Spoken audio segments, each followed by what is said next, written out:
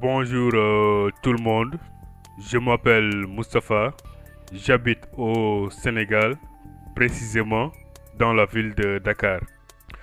Alors, à travers cette vidéo, je vais vous enseigner comment on parle le Wolof. Vous allez voir, c'est très facile et c'est très simple aussi.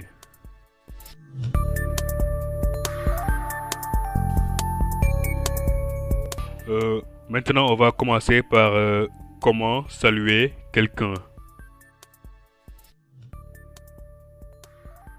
Comment vas-tu? Nanga def.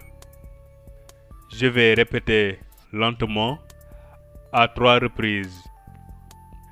Na, nga, def. Na, nga, def. Na, nga, def. Maintenant, je vais le dire normalement.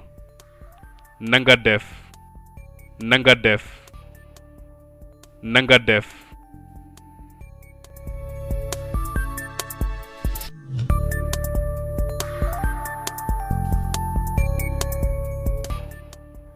Je vais bien. Mangi fi. Mangi fi. Maintenant, je vais aussi répéter lentement à 3 reprises. Ma, ngi, fi. Ma, ngi, fi. Ma, ngi, fi. Maintenant, je vais le dire normalement. Mangi fi. Mangi fi. Mangi fi.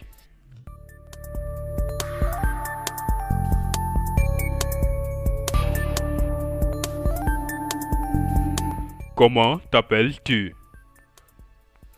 Non, Toudou. Non, Toudou. Non, Toudou. Cette phrase-là, elle est facile. Donc, on va la répéter normalement 3 fois. Non, Toudou. Non, Toudou. Non, Toudou.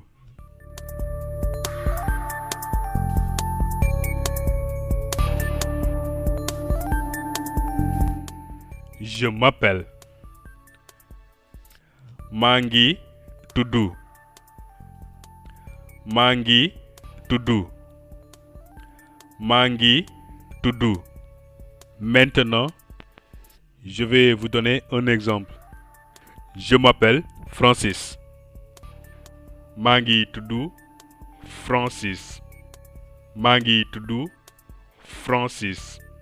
Je vais vous donner un autre exemple. Je m'appelle Mohamed. Mangi Toudou Mohamed. Mangi Toudou Mohamed.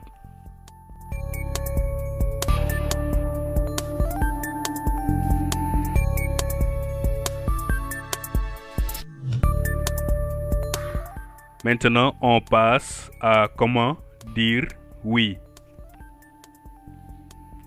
Oui. Wow. On va la répéter 3 fois.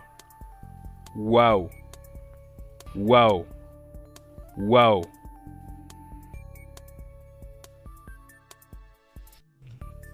Non. Dédét. Dédét. Dédét. Comment dit-on merci? Jërëjëf. Jërëjëf. Je répète 3 fois. Jërëjëf. Jërëjëf. Jërëjëf.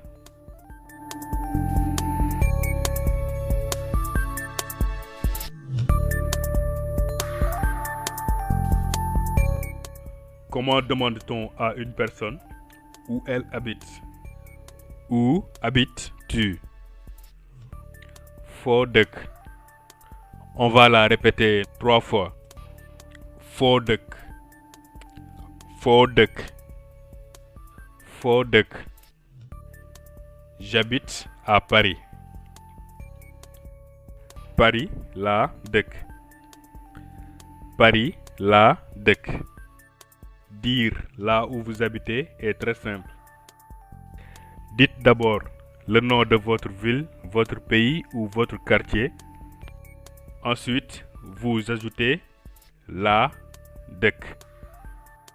Je vais vous donner quelques exemples. J'habite en France. France la dëkk. France la dëkk. J'habite au Sénégal. Sénégal la dëkk. Sénégal la dëkk.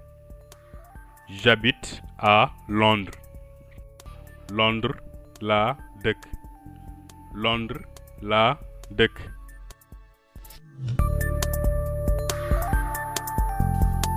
C'est la fin de cette leçon.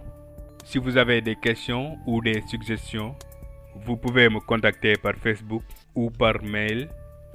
Voici mes coordonnées.